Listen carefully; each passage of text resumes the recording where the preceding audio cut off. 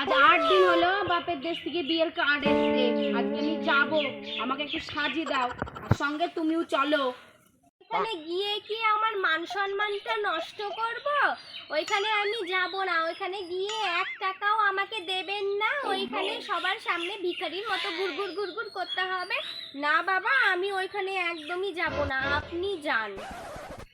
তাহলে তোমার মেকআপ ড্রেসপত্র দিয়ে আমাকে সাজিয়ে দাও।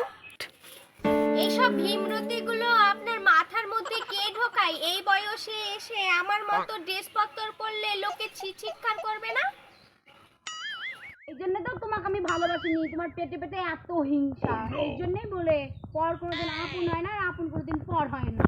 ভালো কথা বলতে নাই, আজকে আমার মতনই সাজিয়ে দেব, লোকে যা বলবে বলুক। ঠিক আছে, চলুন।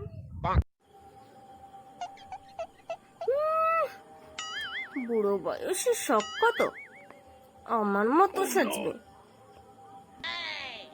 নেশাজ,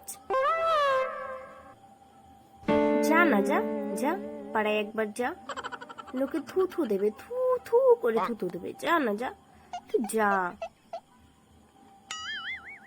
বুড়ো বয়সে ঢং দেখলে বাঁচি না। বৌমা, আমাকে একটু সাজিয়ে দাও না।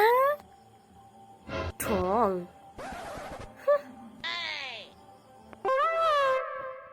দেখুন মা কেমন। ওয়াও, দেখো দিদি আমাকে সেজে কত সুন্দর লাগছে। তুমি তো হিংসাতে সাজিয়েই দাও না। তো বলো তো বন্ধুরা, আমাকে সেজে কেমন লাগছে?